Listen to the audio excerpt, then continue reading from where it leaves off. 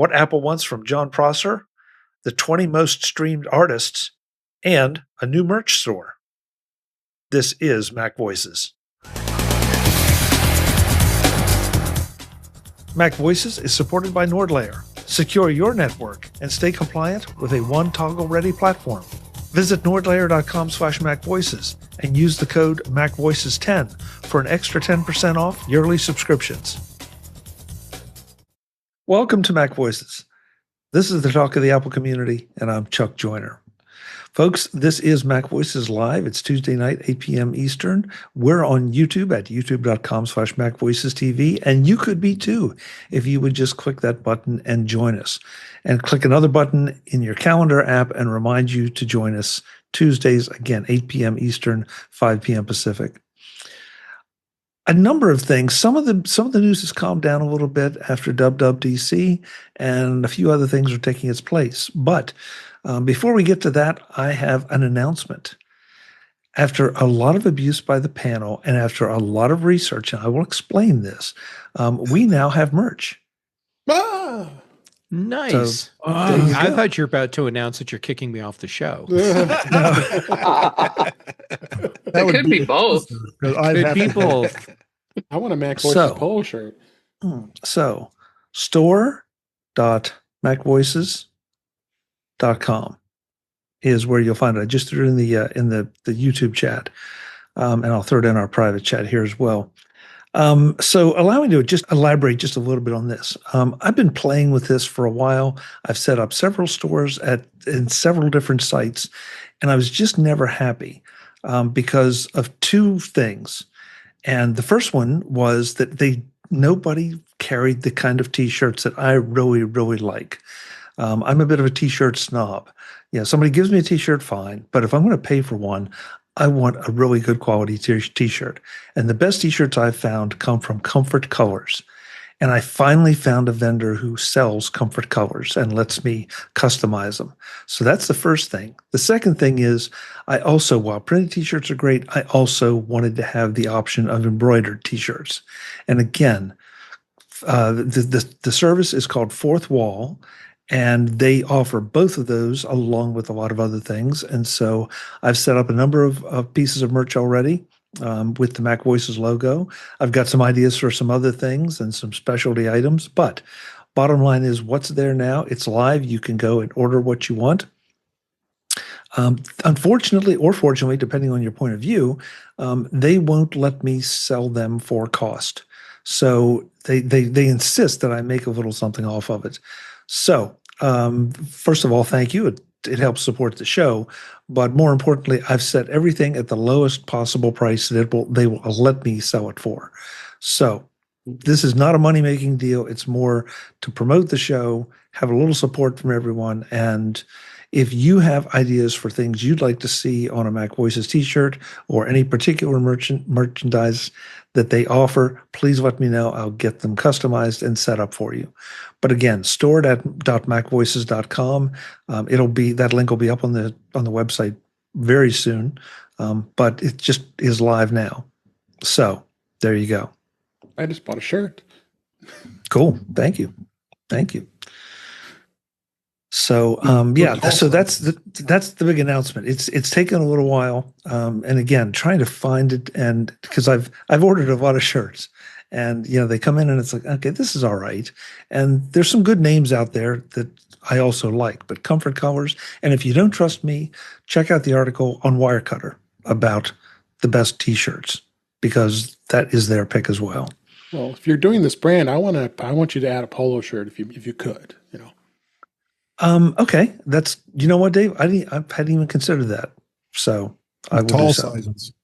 I will do so. Chuck, I say this with love. Have you looked at your wardrobe? How could you have not thought about a polo shirt? Yes. Answer? But, no. Yes. Yes. I even made a joke about it on the Tech Hangout. Yeah. So okay. I will. That'll be the next thing that gets added. But right now, they're t-shirts, they're long sleeve t-shirts, they're sweatshirts, caps, and a mug. So have at it. Add to my mug collection for sure. Whatever you're into. So that's the first thing. And I wanted to get that out of the way. So now let's go around and find out who's here, and then we'll get to it. So things got rearranged tonight, much to my surprise. Eric Bolden is in the top left of my screen. He and his I don't know, I guess those are daisies. Eric?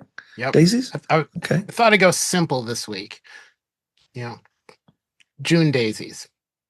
Yeah, but I like the depth of field that you've captured. That's either that or one of my eyes is going bad. I'm not sure which. Yeah, one of your eyes is going bad, but if you get a Vision Pro, it all comes into focus. Yeah. I set that up and you knocked it right out of the park. Thank you. Dave Ginsburg is next over on my list, though. Dave, good to have you. Good to be here as always. Yes, I'm excited. I like your little merch there. I might be dabbling in that a little bit here myself sometime soon, but glad you got it up on the store there. Yeah, I'm very happy with it. Mr. Ben Rathig is here after quite an absence. We've seen him on the Tech Hangout, but now he's back with us on MacVoices Live. Good to have you, Ben. It's fantastic to be back. I've been trying to get back a couple of weeks now, but something always seems to happen on Tuesday nights. Yeah, well, we know how that is. And sometimes it just doesn't work out. Mm-hmm. Marty Gensius is in the bottom left corner. For some reason, it's arranging everybody differently tonight. Marty, good to have you. Good. It's great to be here, and Circle takes the square. It's good to be here, and I'm checking out your merch and messing around a little bit and having some fun. Good. So that's good. Enjoy. Jim Ray is here, and it looks like he's about to be mugged by Little Finder Guy. This Big Finder Guy.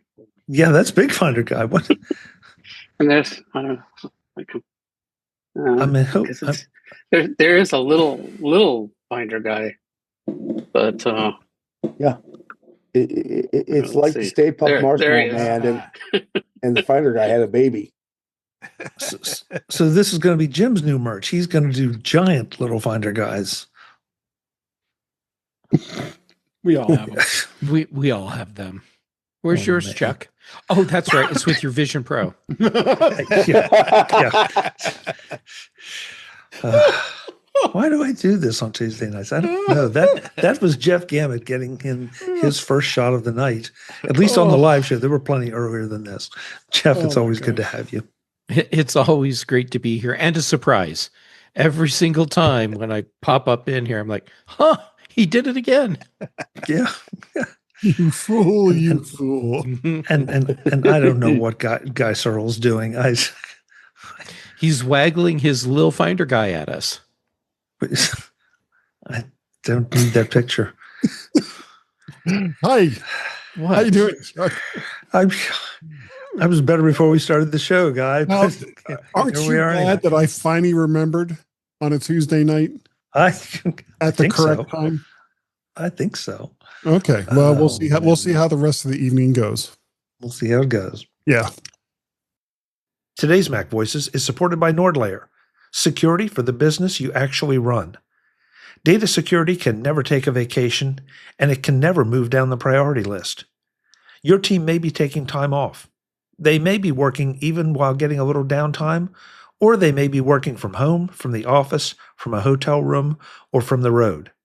But your company data is still out there, and the people trying to get it are not waiting for a convenient time.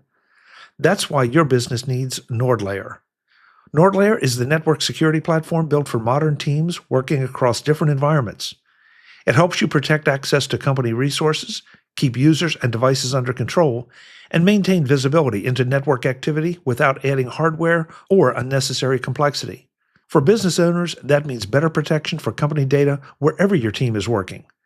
For IT admins, it means managing access based on identity, device, and context, with tools that support onboarding, offboarding, and compliance. Hope is not a strategy. Instead of hoping your security is good enough, NordLayer helps you make it part of the way your business works every day.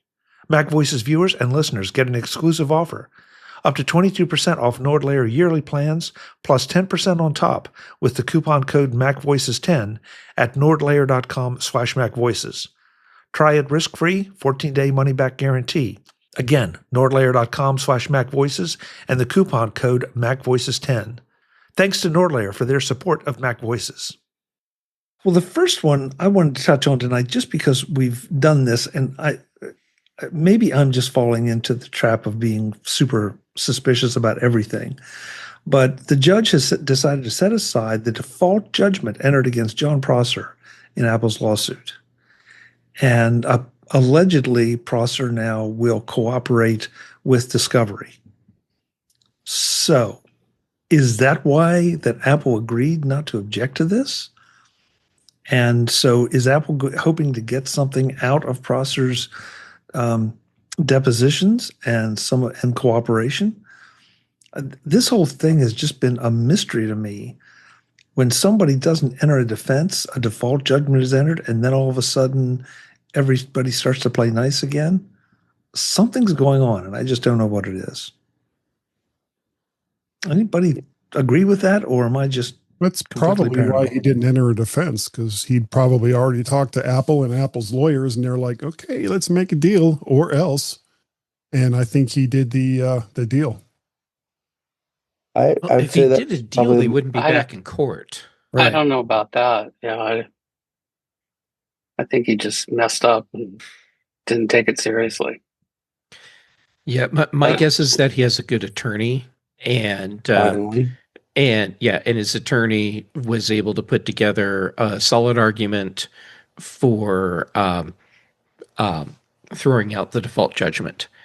And for whatever reason, Apple's like, yeah, we're cool with this.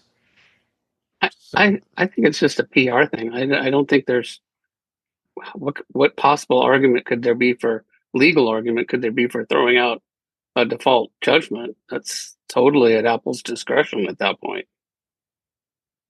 But I think it's probably bad PR though.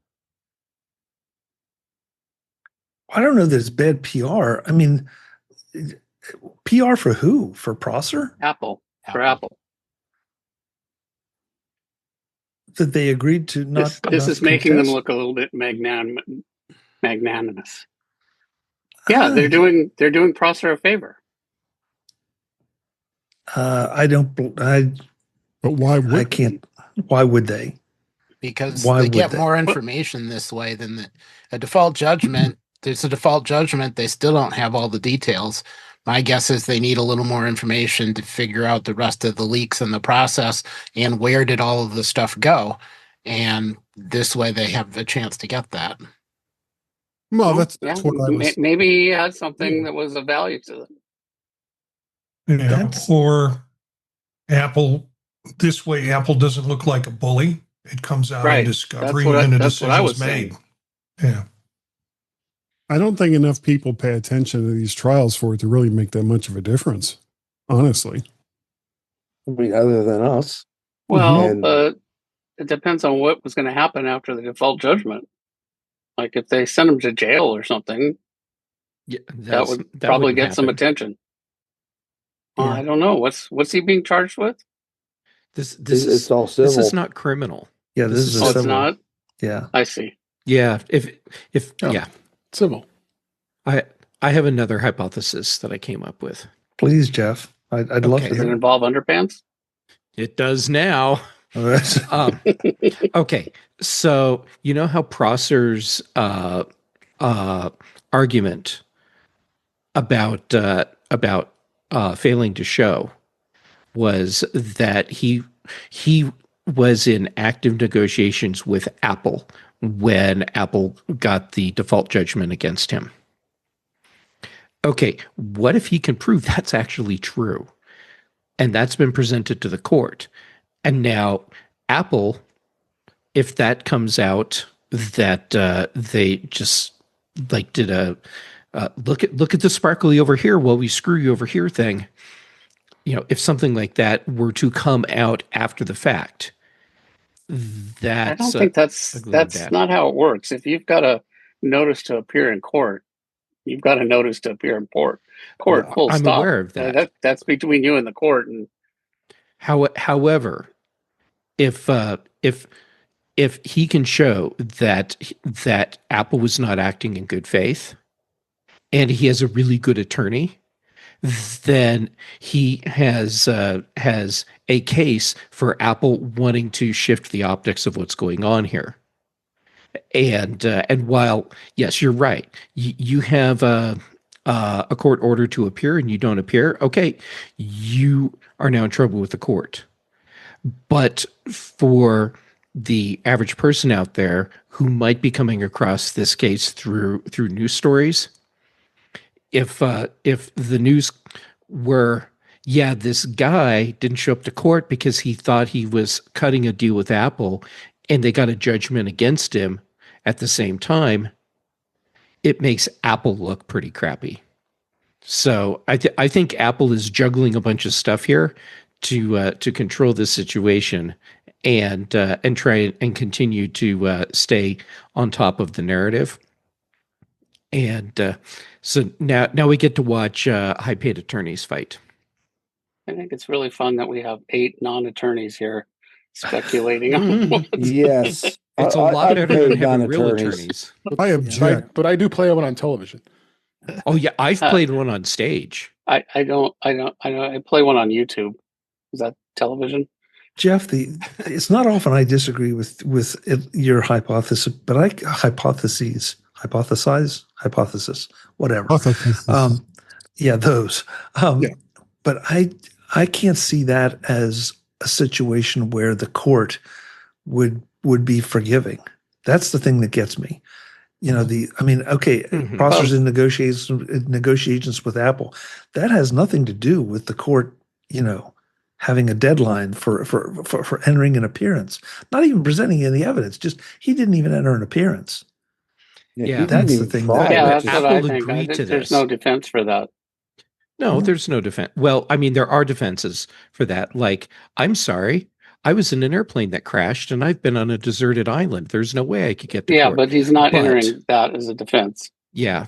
But if Apple's agreeing to let this come back, then either they're trying to control a narrative here because they feel something bad's going to come out of this, or they see this as an opportunity to grind him into dust. Yeah, but if you've got a default judgment, that means you already won. Yeah. But if Apple's like, yeah, let's bring this back up. Okay, now Apple hasn't won. They have to prove their case. But they can't win any more than winning.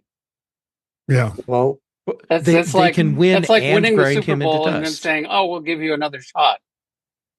No, this is like saying you won the Super Bowl and now you can flay the skin off of the opposing team.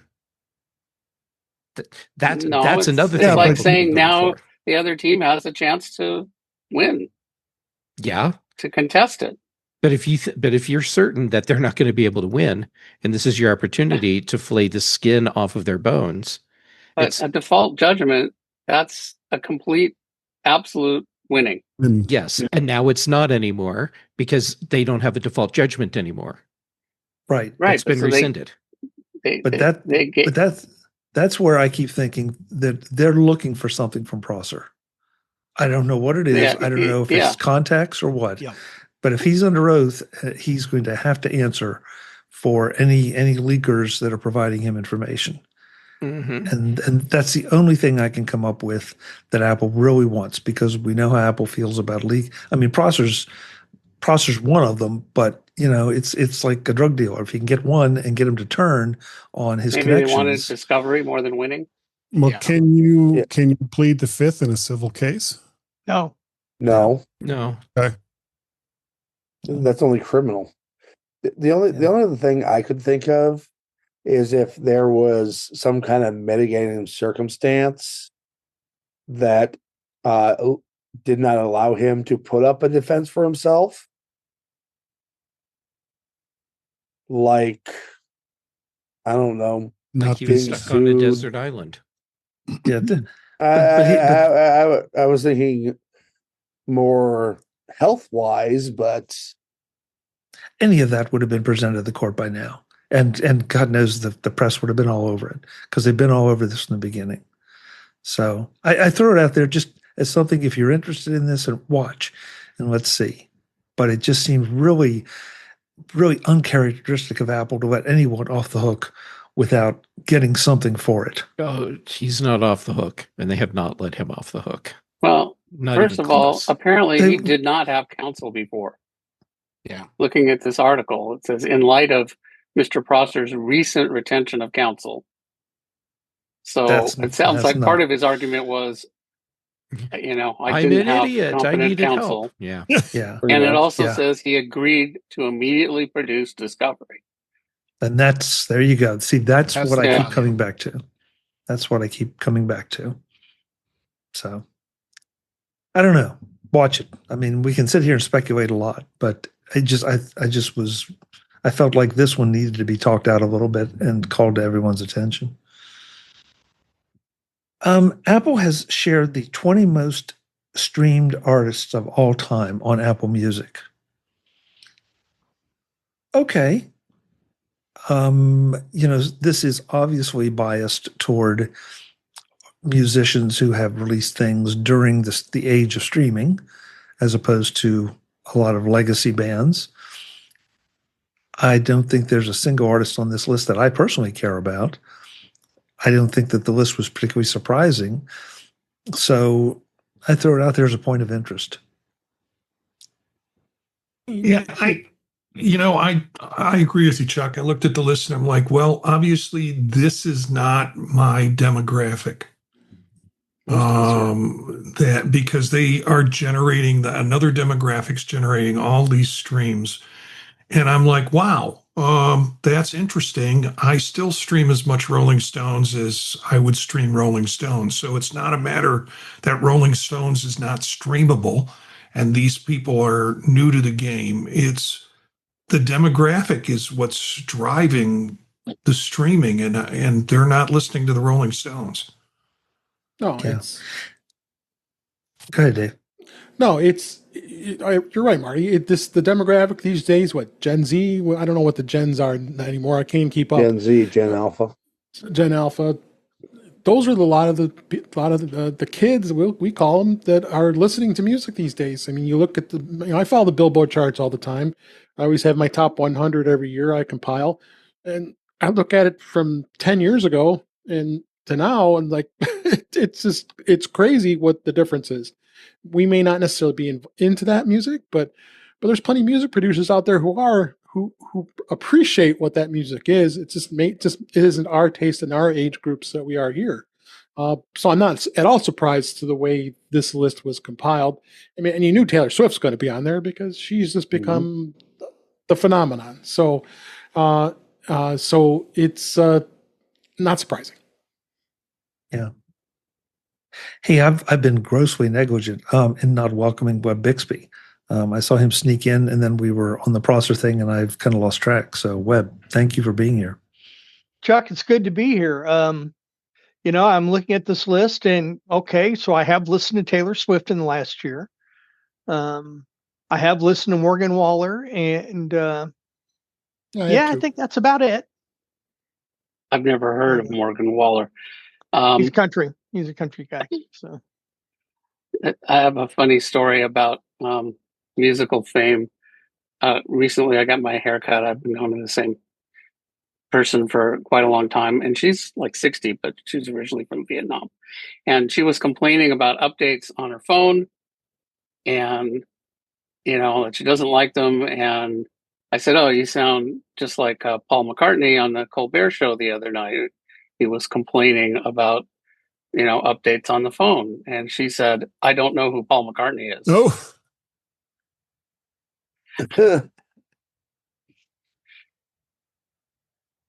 Okay, everybody, we're going to shut the show down early and go take our Geritol because.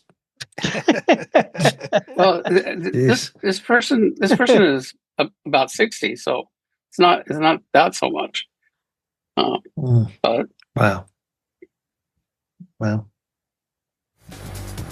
Visit MacVoices.com for show notes and to connect with Chuck on social media. Get involved in our Facebook group or like our Facebook page, And get more out of your Apple tech with MacVoices magazine, free on Flipboard and on the web. And if you find value in it all, consider supporting us through either our Patreon campaign at patreon.com/MacVoices or by making a one-time donation via the PayPal link on our front page and in the show notes of each episode. You will join these fine people who help bring you MacVoices.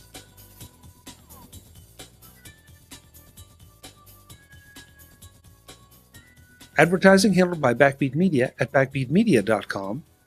Bandwidth provided by CacheFly at cachefly.com.